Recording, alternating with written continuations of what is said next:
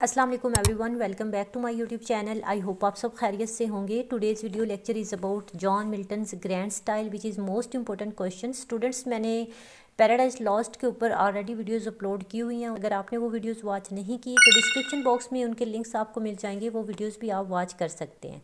तो वीडियो को स्टार्ट करते हैं। सबसे पहले राइटर का ब्रीफ इंट्रोडक्शन देख लेते हैं। जॉन मिल्टन 1608 में लंदन के अंदर पैदा हुए थे। Best known for his writing paradise lost, he was a poet, author and an intellectual. John Milton ने लैटिन, ग्रीक, फ्रेंच और इंग्लिश लैंग्वेजेस को सीखा। इन तमाम ज़ुबानों की पोइट्री को पढ़ा और उन्हीं से इन्फ्लुएंस हुए थे। 1653 के अंदर जॉन मिल्टन ने अपनी आई साइट को कम्प्लीटली खो दिया और 1674 में उनकी डेथ हुई। स्टूडेंट्स, अगर हम जॉन मिल्टन के ग्रैंड स्टाइल की बात करें तो Milton's grand style refers to his use of elevated language, rich imagery and profound theme to create a sense of magnificence and grandeur in his poetry. It is generally said कि style की clarity हमेशा thoughts की clarity पर depend करती है और style का grander हमेशा थीम की लॉफ्टीनेस और थीम की क्लैरिटी से जुड़ा होता है।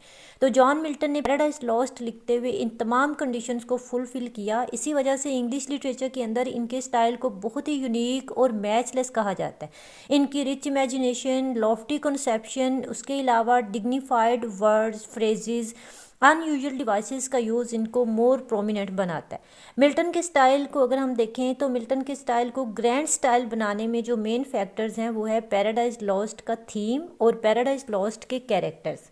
थीम की अगर हम बात करें तो it is universal idea of man's first disobedience and the fruit of that forbidden tree. और अगर कैरेक्टर्स को देखा जाए तो Milton's characters are unparallel to other literary and historical figures. Themes और कैरेक्टर्स की वजह से जॉन मिल्टन ने लोफ्टी और एलिवेटेड लैंग्वेज थॉट्स को डिस्क्राइब किया ताकि fall of man, God's glory, rebel angels और सैटन को ग्रेट स्टाइल में डिस्क्राइब कर सके। जॉन मिल्टन की ग्रेट वर्क पैराडाइज लॉस्ट के अंदर सैटन की जो मेंटल फैकल्टीज़ हैं, उसकी जो फिजिकल स्टेचर है, उसको ना सिर्फ ईजी, नेचुरल और सिंपल स्टाइल में पोर्ट्रे किया है बल्कि सैटन के कैरेक्टर को बहुत ही ज़्यादा मैग्निफिसेंस दिखाया है, including his eloquent and elegant speeches. ये स्पीचेस मिल्टन के स्टाइल को और ज़्यादा ग्रैंड और इम्प्रेसिव बनाती हैं।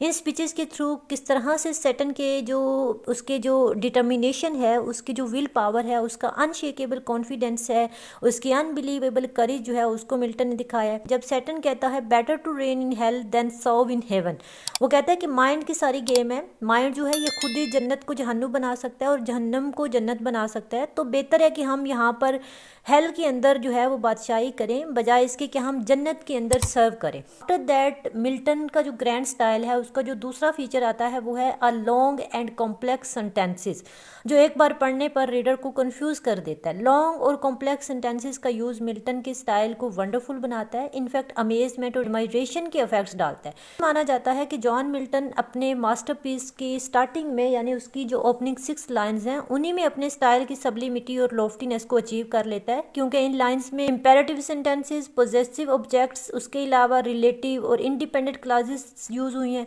जैसे कि of man's first disobedience and the fruit of that forbidden tree whose mortal taste brought death into the world and all our woe with loss of Eden till one greater man restore us and regain the blissful seat. ठीक है, कहा जाता है कि इन 6 lines के अंदर ही John Milton का जो स्टाइल था उसकी लॉफ्टीनेस और सब्लिमिटी जो है वो शो हो जाती है। फर्दर जॉन मिल्टन ने जो है वो पैराडाइज लॉस्ट लिखते हुए एपिक सिमिलीज का यूज़ किया। Epic similes also called Homeric similes. Paradise Lost लिखते हुए मिल्टन ने traditions of Homer and Virgil को फॉलो किया। जॉन मिल्टन इन दोनों पोइट्स को एडमायर करते थे और इन्हीं के काम को पढ़ने के बाद मिल्टन ने पैराडाइज लॉस्ट लिखने का डिसीजन किया था। एपिक सिमिलीज का मतलब है कंपैरिजन करना, एक्सटेंडेड कंपैरिजन उसको कहते हैं, डिटेल्ड कंपैरिजन कहते हैं। लेंथ वाइज जो है वो एपिक सिमिलीज जो होती हैं वो दूसरी जो रेगुलर सिमिलीज हैं उनकी अनलाइक होती हैं, उनके बरक्स होती हैं। ठीक है, एपिक सिमिलीज का मतलब है कंपैरिजन करना, एक्सटेंडेड कंपैरिजन करना, डिटेल्ड कंपैरिजन करना। लेंथ वाइज जो एपिक सिमिलीज हैं वो अनलाइक हैं रेगुलर सिमिली के। फॉर एग्जाम्पल मिल्टन ने सैटन की शील्ड को मून के साथ कंपेयर किया है, फॉलन एंजल्स को बीज के साथ कंपेयर किया है और उनको बीज की तरह ऑर्गेनाइज्ड और बिजी दिखाया है just for capturing their collective energy and unity despite their fallen state. इसके अलावा उनको लोकस्ट से कंपेयर किया है। ये एपिक सिमिलीज पैराडाइज लॉस्ट के थीम को मिल्टन के स्टाइल के ग्रैंडर और विविडनेस को और ज़्यादा इन्हेंस करती हैं। उसके अलावा जॉन मिल्टन ने पैराडाइज लॉस्ट लिखते हुए ब्लैंक वर्स स्टाइल का यूज़ किया। ब्लैंक वर्स एक इस तरह का स्टाइल ऑफ राइटिंग है जिसके अंदर अनराइम्ड वर्सेस होते हैं। ठीक है, ब्लैंक वर्स के अंदर लिखी गई पोइट्री ऐसी पोइट्री होती है कि जो अनराइम्ड होती है और उसके अंदर आयम्बिक पेंटामीटर का यूज़ किया जाता है। आयम्बिक पेंटामीटर्स का मतलब होता है कि हर लाइन के अंदर 10 सिलेबल्स होते हैं। जैसे अगर हम पैराडाइज लॉस्ट की फर्स्ट लाइन देखें, of man's first disobedience and the fruit of forbidden tree whose mortal taste brought death into the world. अब यहाँ पे आप देखें इन लाइंस में कोई रिदम नहीं है। ठीक है, ब्लैंक वर्स में इसको लिखा गया। अगर आप फर्स्ट 6 लाइंस देखते हैं तो फर्स्ट 6 लाइंस से ही आपको पता चल जाता है कि जॉन मिल्टन ने पैराडाइज लॉस्ट लिखते हुए तो ब्लैंक वर्स का यूज़ किया। This lack of rhyme reflects Milton's desire to create a serious and elevated tone. After blank verse Milton used proper names of all the characters and places. It is said that the use of proper name is a part and parcel of Milton's style which casts a spell over the readers because of harmony and rhythm. For example, book 1 के अंदर अगर हम देखें तो बहुत सारे proper names को use किया है। जैसे एंजल्स को प्रॉपर नेम्स दिए, जैसे सैटर्न।